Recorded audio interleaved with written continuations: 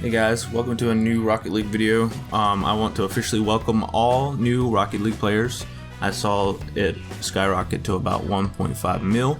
I am very excited and happy to have you guys here with me. Today we're going to be going over settings, and if you guys would like to support me, you could like the video and subscribe and comment down below and let me know what other videos you guys would like to see. Also, I do play video games on Twitch at Pools Live. So guys, if you guys want to support me and see me live, you guys can come check me out on Twitch. Without further ado, we'll get right into the video.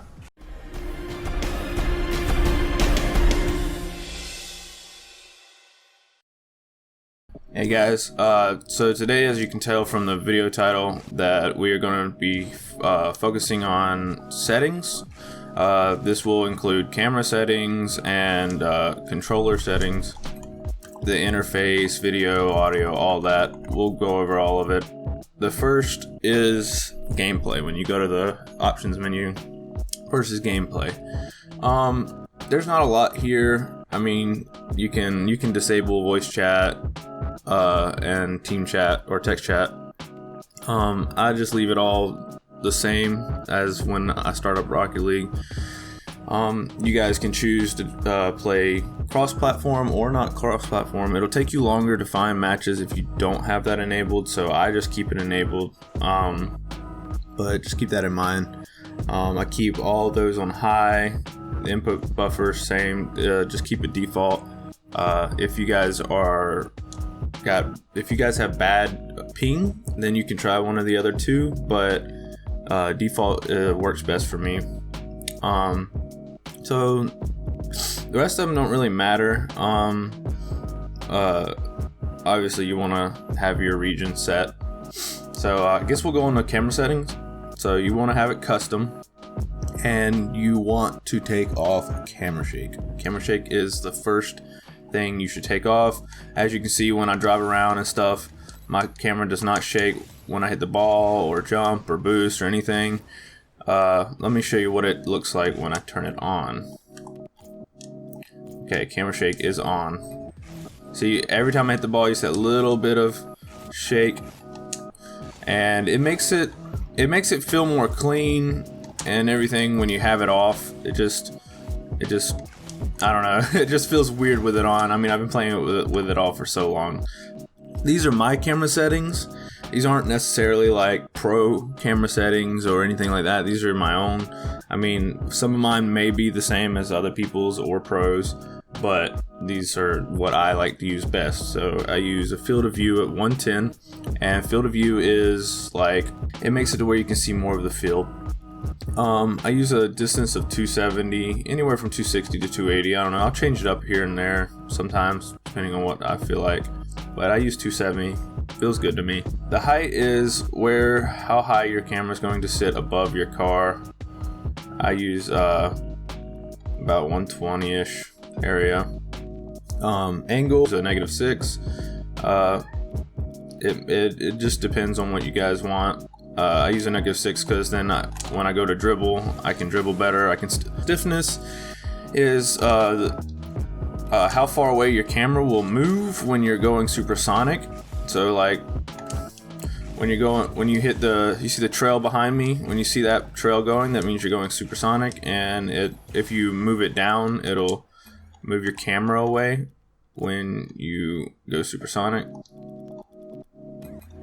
And it also, like when you're drifting, your camera won't stick to your car. See how like it moves with the car?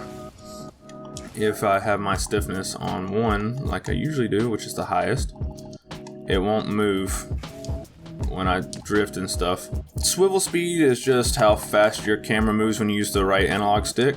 Transition speed is how fast your car, when you change from ball cam to not ball cam, turn it off, on and off, that's how fast it goes back.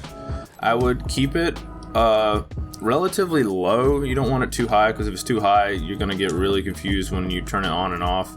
Controls. So controls can be different for everyone. The controls really just depend on your preference. I keep my steering sensitivity on 1. I'd keep it around that area if you guys start to learn how to do aerials, and I might be doing some aerial tutorials and stuff like that later. Controller dead zone and dodge dead zone are pretty much, they're definitely preference. Like you want to figure out what is best for you and your controller. The controller dead zone, I think, is like how far you have to move the stick before something happens. And dodge dead zone is like how far you have to move your stick before you dodge. So like before you flip forward or flip backwards or side to side. You can look up, it depends on what settings you want. I would play around with them and see what you like. But for now, mine are 0.15 and 0.28. Most people will use a low dead zones like this. The higher you go, more you have to move your stick before anything will happen. Vibration, I keep it on all. I actually prefer vibration when I'm playing the game, when I don't have any vibration, like when my batteries are almost dead on my controller. I cannot stand it. I don't like it. It just feels weird to me. I keep the intensity around the middle. You want to keep ball camera mode. You want to keep that on toggle, and then push to talk. I'm on Xbox, so I don't really need push to talk. When you start up the game, if you haven't done this already, you should go into your controls, go to view and change bindings, and you should change these up a little bit. Play with it, play around with it, see what you like, see what you don't like, and just figure out what you want.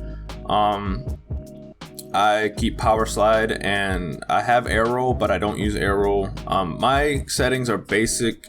They're basically the default settings, or they used to be. I don't know if they changed the default settings since the free-to-play update, but mine are what they used to be default. So like I still have A on jump, or jump on A. I still have boost on B, driving forwards and backwards on RT and LT. I do have air roll right and left. I have air roll right on my right bumper, and I have air roll left on my left bumper. I do, like I said, I do play Xbox, so I have an Xbox controller.